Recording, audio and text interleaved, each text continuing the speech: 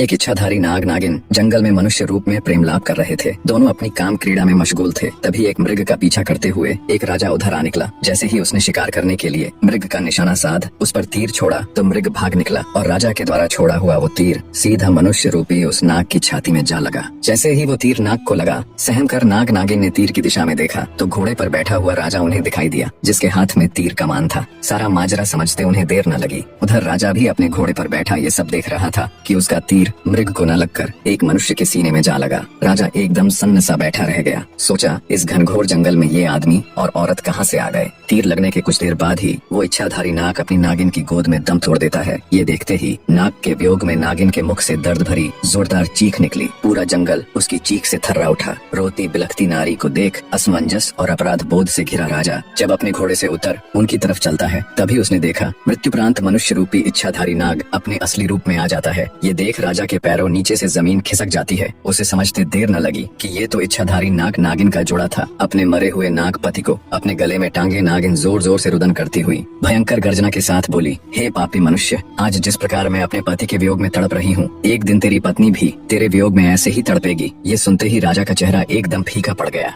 वो नागिन से बोला, हे नागिन, मुझे क्षमा करे, मैंने तुम्हें नहीं देखा, मुझसे बहुत बड़ी भूल हो गई। राजा की बात सुन दहकते अंगारों से आंखें लिए मनुष्य रूपी इच्छाधारी नागिन बोली, पापी मनुष्य, भूल नहीं, अपराध किया है तूने। हत्यारा है तू मेरे पति का, जिसके लिए मैं तुझे क्षमा नहीं बल्कि मृत्यु दंड दूंगी। मैं अपने मरे हुए पति की कसम खाकर ये प्रण करती हूँ कि आज से ठीक 9 दिन बाद नाग पंचमी के दिन मैं तुम्हें 10 कर अपने पति का बदला पूरा करूंगी। नागिन की बात सुनकर तो जैसे राजा का हृदय फट गया। बेचारा बेबस राजा अत्यंत भरे हृदय से राजमहल की तरफ चल पड़ता है। जब राजा राजमहल गया और रानी ने उसका उतरा हुआ चेहरा देखा तो वो भी उसे देख चिंतित हो उठी। रानी बोली, क्या हुआ महाराज, आप जब से शिकार से वापस आए हैं तब से आपका चेहरा बिल्कुल उतरा हुआ है। ऐसा क्या हुआ महाराज, मुझे बताए। तब राजा रानी के सामने जंगल में हुई पूरी घटना कह सुनाता है। सारी बात सुन रानी भी सन्न रह गई। रानी एक पतिव्रता स्त्री थी। वो बोली, महाराज आप चिंता मत कीजिए, आपको डसने से पहले उस नागिन को मुझे मारना होगा। मेरे रहते मैं आपके ऊपर कोई भी आंच नहीं आने दूंगी। अगले दिन राजा और रानी ने बहुत साधु महात्माओं और विद्वानों से अपनी इस समस्या को साझा किया, पर कहीं से भी उन्हें संतोषजनक हल नहीं मिला। किसी ने कुछ उत्तर दिया तो किसी ने कुछ करने को कहा। इन्हीं सब में 8 दिन गुजर जाते हैं। आज वो 9वां यानी नाग पंचमी का दिन था, जिस दिन वो नागिन राजा को डसने के लिए आने वाली थी। बने रहे।